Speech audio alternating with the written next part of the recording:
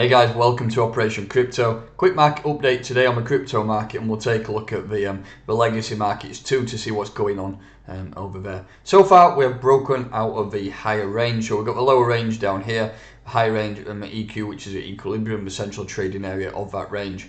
We have had a breakout so far. We really need to look at getting this 4-hour candle closed. Got about another hour and a half until that happens. If we do get a closure above there, then we'll probably push up towards the top of these 2 wicks around 31,200. But just be wary. It is still a bear market and things are looking bleak. But if you look at these two candles here, this is something that could also happen. Well, we could just dump straight back into that range. Exactly the same as happened here. We dumped, but then we pumped straight back into that range. So that is the area where we really need to be concentrated on. And for anything really bullish, you need to be breaking up towards 33k, but it seems a little bit of a far stretch at a minute. We'll have a look at Bitcoin though in a minute, but I want to take a look at a couple of things. So futures on the US stock market, SPX 500, that is currently up 0.64 on futures trading, which is carrying on from last week on Friday at a great close. And if you're looking at the Nasdaq, that's at 1.4%. We're actually broke through resistance at a minute, and that's a key thing we need to keep his eye on. If you start pushing up towards 13,500 points, I think the market, like crypto market, will definitely falling up. So US futures are up currently 1.49%. It's quite a big deal, to be honest. SP 500 is up 0.65%, which is not a massive amount, but if it stays in the green on opening today, hopefully that will just gradually pull the crypto market over it. Bitcoin's push up now 30,700. Like I say, we're looking for a 4-hour closure in about an hour and a half. If that does happen and we close above it, I'm expecting a rise up to 32,700 to those regions. Another thing in terms of equities and the general market, the dollar. Whenever you got a strong dollar, usually the crypto market is starting to die off, and it's been quite correlated in that aspect. This is a 4-hour time frame. As you can see, as it's been pushing up, Bitcoin has been dumping and going sideways. I actually put this chart on Twitter the other day. I said, look, we're pushing up towards resistance here, which is a key area in the past. I said, look, if we get a rejection off here, we're going to come back down to this region, and that's pretty much what's happening so far. The dollar is losing strength, and whenever the dollar is losing strength, usually you get a stronger equities market, and you also get a stronger Bitcoin, which in then tandem throws some positive price action into altcoins. One altcoin I've been keeping my eye on over the last few weeks is Reserve Rights, which is, that's at 41% up on today. I did some price analysis video over the week, and we're pushing up, we were looking really well. I managed to buy some more down at around 0.047. It come back all the way down to those buying levels, which I got.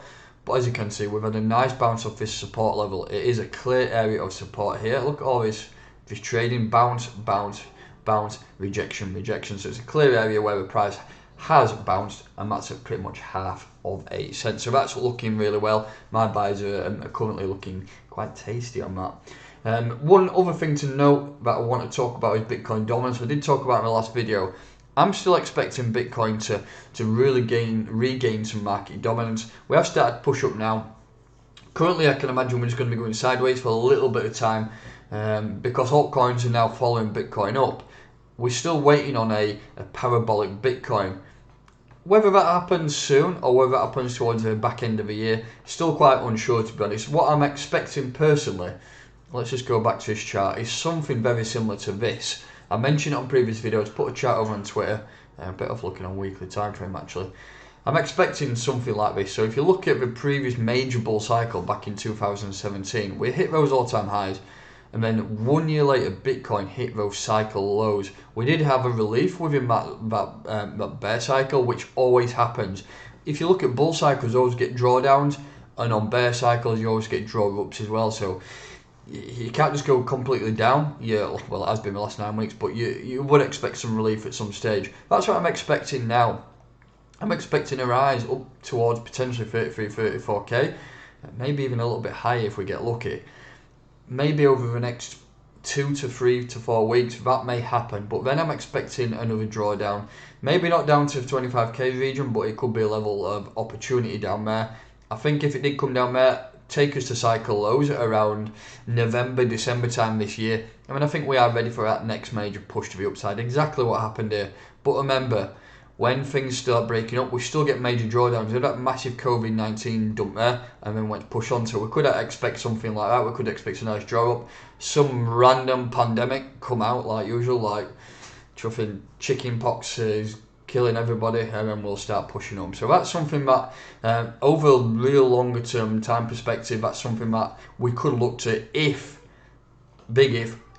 history repeats itself. So just be wary of something like that. I'm expecting a little bit of bullish relief over the course of, let's say, the next 2 to 4 weeks, and then potentially draw down towards autumn. So we're looking maybe a bullish June, then going into death summer, something like that.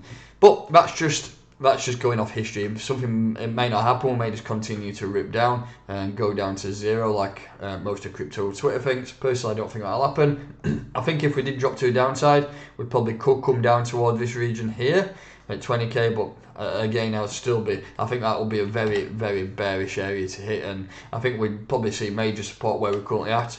And maybe, you've got the lows of those wicks here, which we've hit already at 28k. I think 23 to 25 could be an area where the price could go, but I'm remaining bullish for now and expecting a rise up here and potentially a nice drawdown, maybe even sideways action.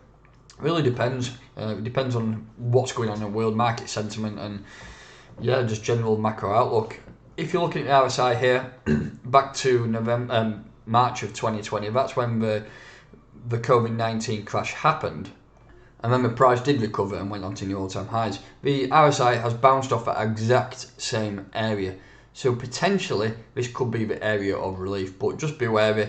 In the past, on the cycle lows in 2018, Bitcoin did drop below that area there and bounced off at around 28 there on the RSI, so just be wary of that. But generally, that's my view on the market for today. Let's have a look at the crypto fear and greed index, see what that's saying before we log off.